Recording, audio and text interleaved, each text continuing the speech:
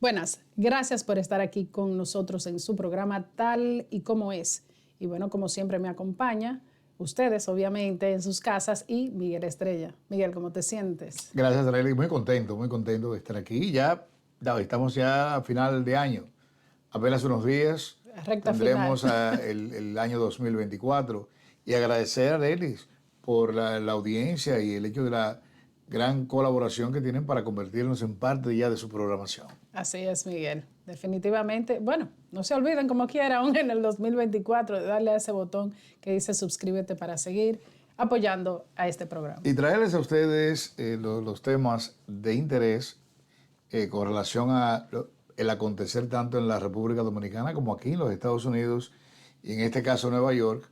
Pues Arelis, vemos cómo Donald Trump sigue estando en la palestra y ahora le tocó a la Corte de Colorado decidir qué va a pasar en las primarias internas en términos jurídicos con Donald Trump, que todos sabemos que algo no anda bien porque se está politizando la justicia, algo que en este país no se acostumbra y que obviamente es muy peligroso para la democracia. Sí, Miguel. Nos hemos podido dar cuenta y a veces es difícil evaluar toda esta trayectoria desde que Donald Trump salió de la presidencia y pensar que no hay nada político detrás de esto, porque es imposible. Es el primer presidente, señores, que yo veo así en los Estados Unidos, que sale de la presidencia y está en los periódicos todas las semanas. Todos los días tenemos que escuchar algo de Trump. O sea, es como que no lo quieren dejar tranquilo. O sea, es algo que definitivamente es un fenómeno que se me hace un poco difícil entender y tal vez para muchas personas lo que se le hace más difícil es creer que no hay, como diría él, un acoso político detrás de cada una de las decisiones, específicamente esta. Estamos hablando de que la Corte Suprema de Colorado determinó de que su nombre no va a aparecer en la boleta para las primarias y obviamente para las elecciones generales de esto llevarse a cabo, porque todavía, aunque la Corte ha tomado una decisión, esa decisión tiene hasta el 4 de enero para en sí entrar en vigor. O sea, le han dado un espacio la Corte de Colorado a que la Corte Suprema de los Estados Unidos a nivel federal sea quien, como quien dice, tenga que tomar de la última palabra. Pero este caso se ha llevado a varias Cortes Supremas de varios estados de los Estados Unidos y todas han determinado que no hay razón de que este caso o de que esa decisión se pueda haber tomado recientemente en Michigan. Fue a la corte y la corte de Michigan determinó que no procede en este caso la acusación que se le está haciendo a Trump bajo, en verdad, el artículo 14 de la Constitución. Bueno, también en Minnesota. La Corte Sí, de Minnesota, lo mismo. Lo que sucede es que lo que vemos aquí, la decisión de la Corte, de esta Corte de Colorado, les indica a ustedes que algo no anda bien. Por ejemplo, la juez explica que hubo una insurrección por parte de Donald Trump, pero ella no especifica, bueno, bajo cuál argumento. Bueno, en lo que ella entiende que observó en los videos. No es porque ilegalmente ella diga, mira, aquí está la evidencia de que hubo una insurrección. Estamos hablando por parte de Donald Trump, porque insurrección hubo por parte de los norteamericanos que fueron allí al Congreso aquel día. Eso es obvio, las imágenes están ahí. Pero ¿cómo usted le demuestra a Donald Trump que él estuvo detrás de esto y que él le dijo a la gente, mira, hagan esto y hagan aquello? No hay una evidencia que usted pueda presentar en los tribunales que pueda acusarle de manera directa. Bueno, ellos se van por lo que ellos entienden, por una presunción. Y entonces aquí, ella después que entiende que él tiene cierta culpabilidad en este caso, pero a la vez dice, sin embargo, no puedo impedirle que vaya, ¿verdad?, a las elecciones internas del Partido Republicano en el estado de Colorado. Ahora, ¿qué es lo que todavía suena más interesante? Que ella dice, la enmienda 14 de la Constitución no le aplica al presidente, que es la que se refiere a la insurrección de un funcionario público, que no puede ejercer el cargo jamás. Pero ella dice, sí, eso le aplica a otros funcionarios, no al presidente. Bueno, pero entonces, si no le aplica al presidente, ¿por qué usted toma esta decisión legal en contra de Donald Trump? Yo lo veo más, Miguel, como si fuera un caso donde, bueno, vamos a decirlo de una manera como el Internet, en el caso de que como vamos a hacerlo viral con algo aquí, para que de esa manera quede la historia que fue la primera corte que lleva a un expresidente a que lo saquen de la boleta del partido al cual él pertenece, debido a que fue una insurrección. Ahora, para hacer eso, porque esto es lo más interesante de todo y por qué entendemos que la opinión de muchas personas de que esto es un acoso político. Porque, por ejemplo, Donald Trump fue a un juicio político, Miguel, por esta misma situación, donde él fue juzgado en el Congreso y en el Senado de los Estados Unidos. O sea, estamos hablando de los poderes mayores que tiene, aparte obviamente de también la Corte, pero en este caso él fue a un juicio político por eso y no fue condenado. Entonces ahí es que está el problema grave. Él no fue condenado con que él participó, ni fue quien le dijo a esas personas que hicieran lo que hicieran en enero 6. O sea, él no fue culpable en este caso de una insurrección. Entonces, de ser así, por eso es que nada de esto puede seguir adelante. Y por eso es que la mayoría de las cortes donde se llevó un caso parecido, le dijeron que no, porque no tienen pruebas, es lo primero. Y aparte de eso, cuando Donald Trump fue a juicio, su juicio político para sacarlo de la presidencia, el Senado no votó, no tuvieron los votos suficientes para poder condenar a Donald Trump. Entonces, como a él nunca lo han condenado con un cargo como ese, entonces no hay manera de que ellos puedan decir que él cometió, de que él fue parte de una insurrección y que fue él quien provocó todo esto. Primero tendrían él que haber sido culpable, lo cual ellos no lo hicieron, porque si ellos entendían de que Donald Trump era culpable, yo no entiendo entonces por qué el Senado lo tenían ahí. Fue a un juicio político. ¿Por qué el Senado en ese momento no dijo que él era culpable? Bueno, también tenemos que darle el otro ángulo. Nosotros, como jueces, si estuviéramos en el lugar de Sarah Walsh, que fue la juez quien estuvo dirimiendo este caso, entenderíamos también que no es fácil. Acuérdense que el juez administra justicia, sí, pero también el juez administra comportamientos, que es lo que ella trata de hacer. Por ejemplo, Arelis, cuando vemos a Miss Wallace, que trata de establecer culpabilidad, también detrás de su mente está qué mensaje yo le puedo mandar a la sociedad en un hecho que no se había visto de esa manera nunca en la vida republicana de Estados Unidos, y que entonces quede como que lo que pasó está bien, que no se puede demostrar en corte, pero pasó. No, allí hubo muertes. Allí hubo una manifestación de protesta contra el gobierno de manera irregular que incluso desafía a las autoridades.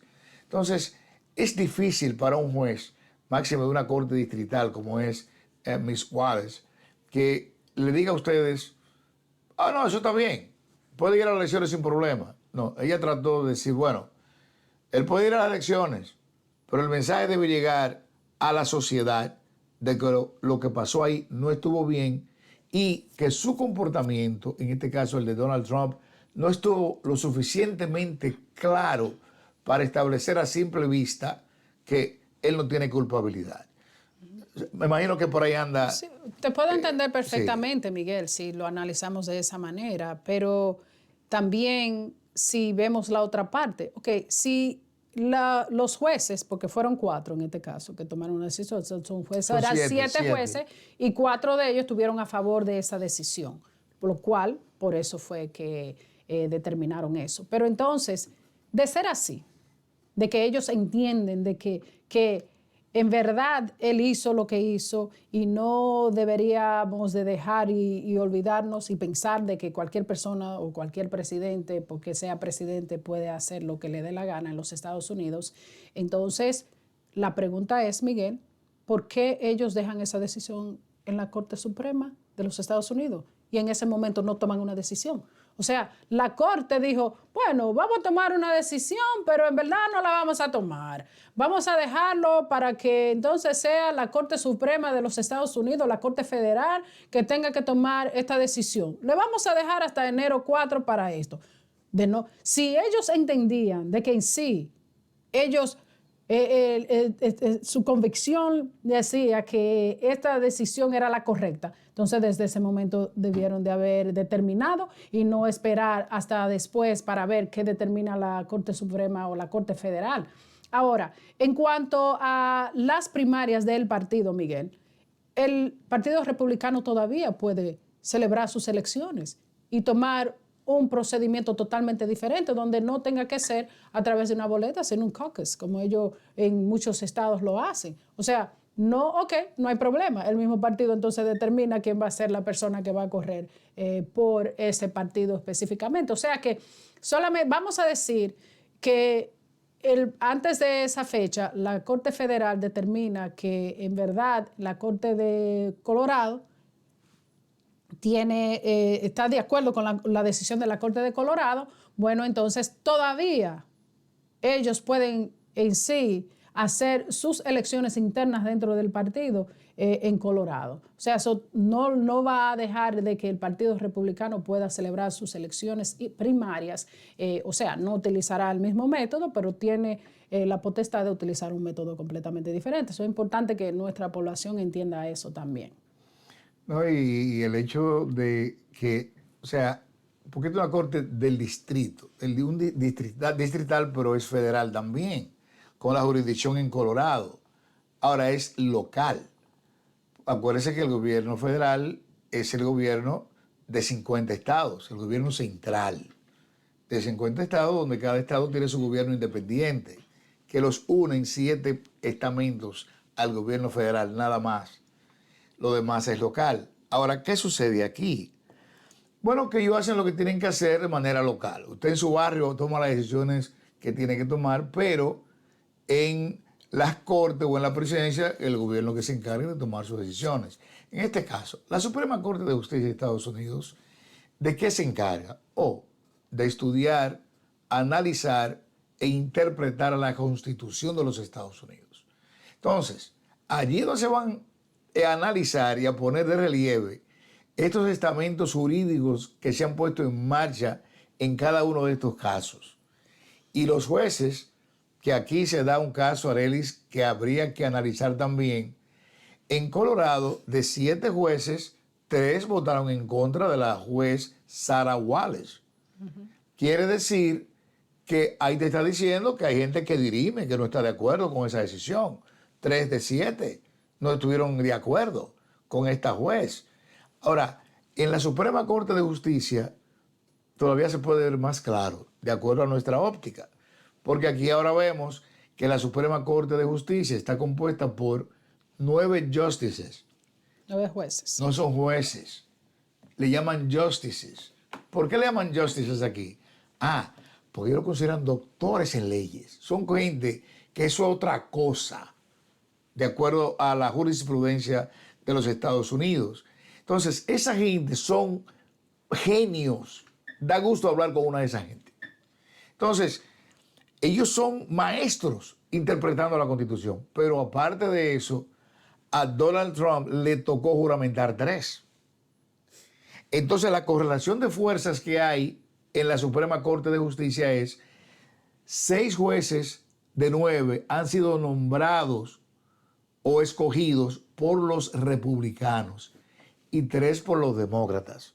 Si en Colorado, que todos son demócratas, 3 votaron en contra, yo creo que podemos decir, Arely, con mucha propiedad, de que Donald Trump va a salir absuelto de todos esos cargos y va a poder correr para la presidencia de Estados Unidos sin mayor obstáculos.